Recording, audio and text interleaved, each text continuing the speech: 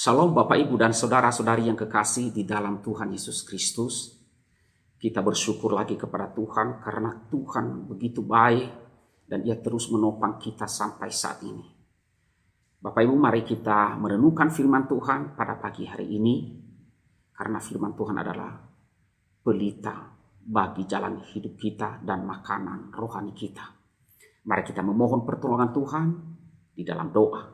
Kita berdoa. Tuhan Allah Bapa kami yang bertahta di dalam kerajaan surga, kami bersyukur kepadamu Tuhan. Engkau begitu mengasihi kami dan terus menopang hidup kami dari hari ke hari. Terima kasih Tuhan. Hari ini Tuhan kami mau membaca firman-Mu dan merenungkannya. Dan karena itu berbicaralah kepada kami. Buatlah hati kami mampu untuk menerima firman-Mu dan mempercayainya, serta kemauan, tekad untuk mentaati firman-Mu. Tuhan tolonglah kami. Di dalam nama Tuhan Yesus kami berdoa. Amin. Bapak, Ibu, dan saudara-saudara yang kasih dalam Tuhan, firman Tuhan yang akan kita renungkan pada hari ini saya ambil di dalam Injil Matius pasalnya yang ke-23, ayatnya yang ke-37 hingga 39. Firman Tuhan berbunyi demikian. Keluhan terhadap Yerusalem. Yerusalem, Yerusalem, engkau yang membunuh nabi-nabi dan melempari dengan batu orang-orang yang diutus kepadamu. Berkali-kali aku rindu mengumpulkan anak-anakmu, sama seperti induk ayam mengumpulkan anak-anaknya di bawah sayapnya, tetapi kamu tidak mau. Lihatlah, rumahmu ini akan ditinggalkan dan menjadi sunyi. Dan aku berkata kepadamu, mulai sekarang kamu tidak akan melihat aku lagi, hingga kamu berkata, diberkatilah dia yang datang dalam nama Tuhan. Demikian firman Tuhan yang kita renungkan. Saudara-saudari yang kasih dalam Tuhan, saya memberikan judul renungan pada hari ini adalah kemanusiaan dan keilahian Yesus yang tak terbantahkan.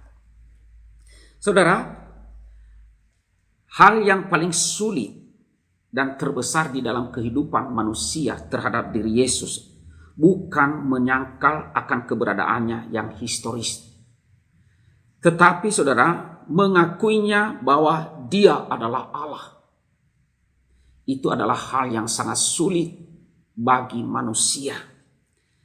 Saudara, dari zaman ke zaman, manusia atau orang mudah kalau menerima Yesus sebagai seorang nabi. Dari zaman ke zaman, orang mudah menerima bahwa Yesus itu tercatat di dalam sejarah dan pernah hidup di dalam sejarah. Ia adalah guru yang mengajarkan tentang keluhuran moral. Ia memiliki hati yang sangat mengasihi. Tetapi ceritanya lain. Kalau mengakuinya sebagai Allah, manusia sangat sulit. Hal ini sulit sekali untuk diterima. Intinya saudara, bahwa Yesus itu hanya diterima sebagai manusia biasa saja. Nah, di dalam bacaan firman Tuhan pada hari ini saudara, salah satu bagian yang mengungkapkan diri Tuhan Yesus di ayat 37a, mari kita perhatikan. Yesus berkata, Yerusalem, Yerusalem, engkau yang membunuh nabi-nabi dan melempari dengan batu orang-orang yang diutus kepadamu. Saudara, di sini Tuhan Yesus berbicara tentang masa lampau, yaitu tentang nabi-nabi di dalam perjanjian lama atau kitab suci perjanjian lama, yaitu nabi-nabi yang sebelum Yesus secara jasmani hadir di dalam dunia ini atau ada di dalam dunia ini. Saudara, itu suatu masa yang panjang, ya, rentang waktu yang begitu jauh. Kemudian kita perhatikan di dalam ayat 37b, Tuhan Yesus berkata, berkali-kali aku rindu mengumpulkan anak-anakmu sama seperti induk ayam mengumpulkan anak-anaknya di bawah sayapnya, tetapi kamu tidak mau. Saudara, perhatikan ayat ini. Di dalam ayat ini, ya, kalimat lanjutannya ini memakai kata ganti orang pertama, yaitu aku. Ya, aku pada diri Tuhan Yesus sendiri. Artinya saudara, Tuhan Yesus itu dia sudah ada sejak masa lampau. Bahkan sebelum orang-orang yang di hadapannya saat itu ada. Ya. Di dalam bagian ini Tuhan Yesus juga menunjukkan bahwa Yesuslah yang berkarya di masa yang lampau. Dialah yang mengutus para nabi yang tercatat di dalam kitab Perjanjian Lama. Dan juga ayat ini sekaligus menyatakan dia mengetahui segala sesuatu yang terjadi di masa lampau.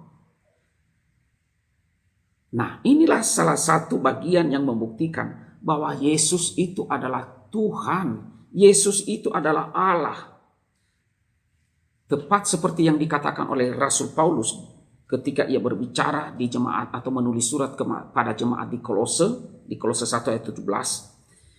Ia, yaitu Yesus, ada terlebih dahulu dari segala sesuatu dan segala sesuatu ada di dalam Dia. Nah, saudara-saudaraku yang kasih dalam Tuhan, tidak pernah ada seorang pun yang hidup di dunia ini bisa mengetahui sejarah kehidupan dunia ini dengan sangat detail, kecuali Tuhan Yesus. Karena dia adalah Allah, karena dia adalah Tuhan. Sekalipun banyak ajaran dan opini yang mencoba menyangkal bahwa Yesus adalah Allah, tetapi itu tidak akan pernah mengubah fakta yang sesungguhnya bahwa Yesus yang kita percayai, ia adalah manusia sejati dan dia adalah Allah yang sejati.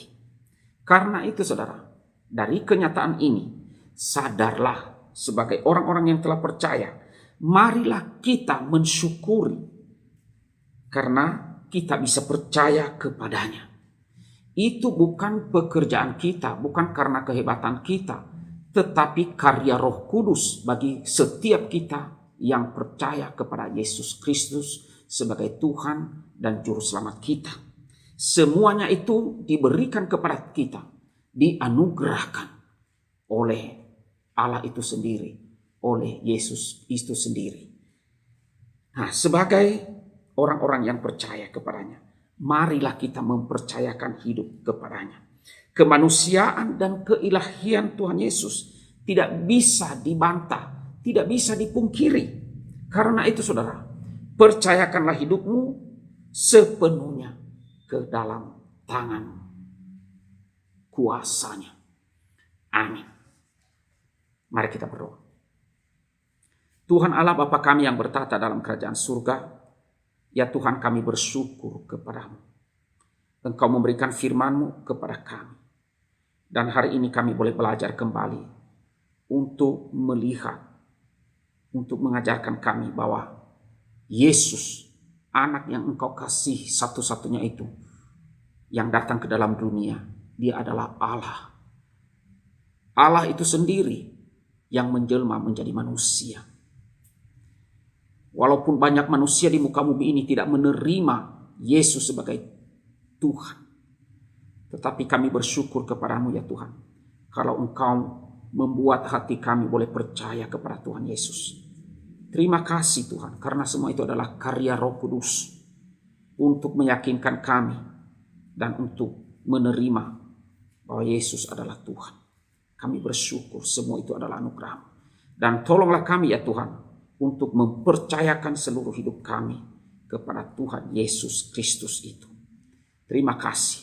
Berkatilah kehidupan kami, hari-hari yang akan kami jalani. Tuhan kuatkan dan teguhkanlah iman kami. Di dalam nama Tuhan Yesus kami berdoa dan bersyukur. Amin.